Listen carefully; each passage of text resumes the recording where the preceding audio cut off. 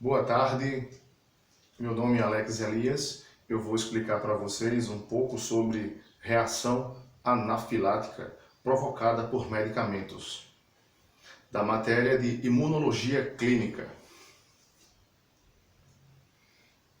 Bem, o que é uma reação anafilática provocada por medicamentos?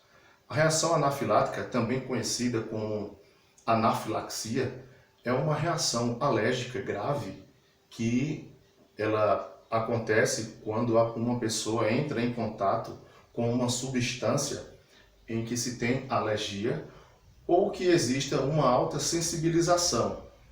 Isso pode acontecer segundos ou alguns minutos após a pessoa entrar em contato com determinada substância. Também pode acontecer provocado por alimentos, como camarão, por exemplo, picadas de inseto, como abelhas, e no nosso caso específico, o uso de alguma medicação.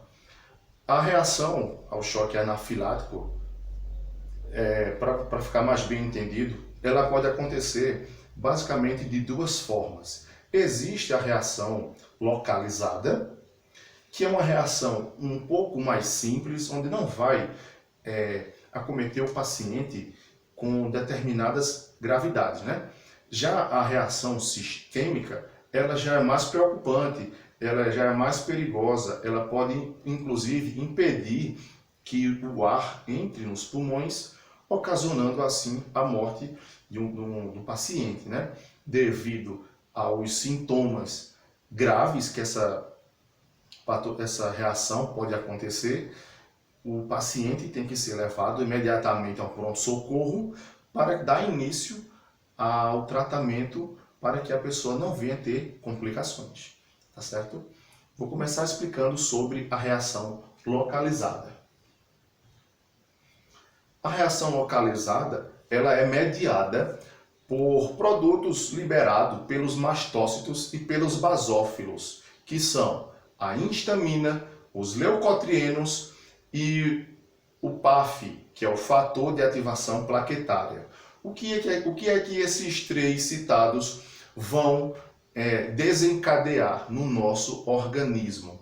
Bem, a histamina ela vai reagir nos receptores H1 dos vasos sanguíneos, na musculatura lisa não vascular, aumentando a broncoconstricção, que é a diminuição dos brônquios, e também vai agir nos receptores H2 das glândulas que produzem muco, aumentando assim a sua produção. Essa imagem aqui ilustra bem o que eu acabei de falar. Aqui nessa imagem, ela mostra o brônquio normal. Esta outra imagem aqui, ela mostra o bronco já na fase de broncoconstricção, que é quando diminui a luz do vaso. E ainda por cima, aumenta a secreção, aumenta o muco no brônquio, dificultando mais ainda a passagem do ar. Além da broncoconstricção, a histamina também provoca vasodilatação, fazendo com que a pele fique como essa imagem está mostrando.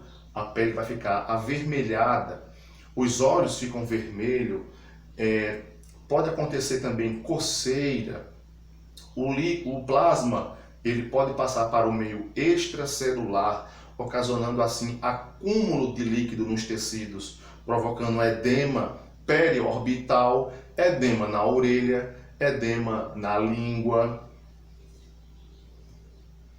como esta imagem aqui ilustra o que eu acabei de falar.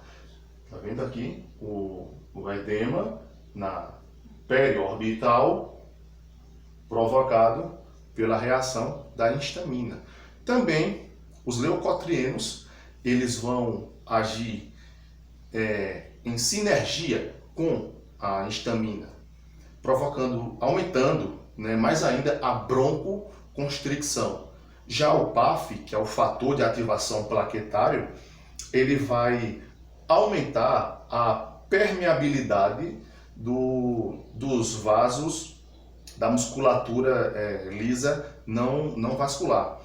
Isso vai diminuir mais ainda os brônquios, Pensando de uma forma mais simples, esses três em conjunto, eles podem desencadear tanto uma rinite alérgica ou uma asma brônquica.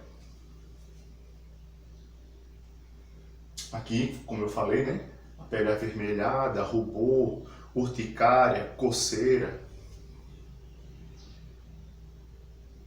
Os olhos ficam avermelhados. Agora eu vou entrar na parte sistêmica, onde pode acontecer as complicações mais graves. O que o choque anafilático pode desenvolver no sistema respiratório, não é? Como já foi falado antes, aqui mostra o vaso normal e o vaso na sua constricção, nos brônquios, né? Diminui o vaso, aumenta a secreção de muco, dificultando assim a entrada do ar. E também a forma que pode acontecer mais grave seria o edema de glote, não é? Esta imagem aqui mostra a glote, essa imagem aqui, ela é normal, no seu perfeito normal funcionamento. Já com o edema, esta imagem aqui, ela aumenta de tamanho. Ela pode ficar tão grande que vai fechar totalmente a passagem do ar, provocando assim, se não for tratado rapidamente, a morte do paciente. Também pode existir, como essa imagem aqui mostra, o edema na língua, obstruindo toda a cavidade oral, dificultando a passagem do ar. No sistema cardiovascular, o que é que vai acontecer?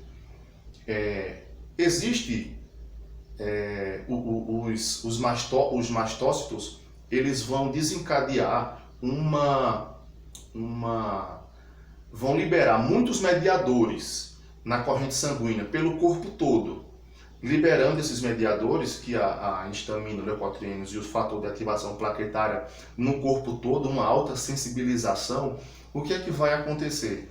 Como a histamina causa vasodilatação, os vasos, praticamente todos os vasos importantes do nosso corpo, eles vão ficar dilatados. Os vasos dilatando, a pressão vai cair. A pressão caindo e você com broncoconstricção, vai prejudicar mais ainda a troca gasosa da membrana respiratória. É um conjunto que só piora com o passar do tempo se não for tratado rapidamente. Aqui mostra o vaso no seu tamanho normal e aqui mostra o vaso, ele na sua vasodilatação, praticamente ele dobra de tamanho. Esta outra imagem aqui, ela mostra de uma forma simples como que acontece a liberação da histamina, né? O antígeno entra em contato com o mastócito libera a histamina na corrente sanguínea, onde ele vai se ligar aos seus receptores específicos. Também pode acontecer problemas gastrointestinal, né? Como cólicas, dor abdominal, diarreia. Na parte respiratória, faltou um detalhezinho importante, o paciente ele vai apresentar sibilância. O que é sibilância? Sibilância é um som agudo quando ele respira. Ele fica...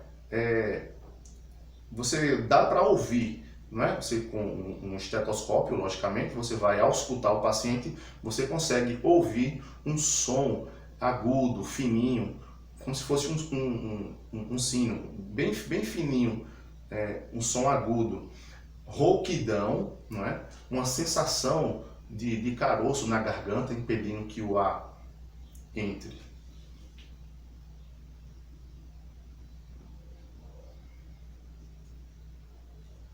Forma de tratamento. A forma de tratamento, o medicamento de primeira escolha que tem que ser usado é a adrenalina. Essa aqui é a adrenalina usual que nós usamos aqui no Brasil, tá? Esta outra imagem aqui mostra a adrenalina que é feita nos Estados Unidos. Ela tem uma seringa que já vem prontinha para ser aplicada. No Brasil, ela não foi autorizada a sua comercialização. Aqui no Brasil, o que é feito, né? A gente quebra a ampola, aspira, faz a administração.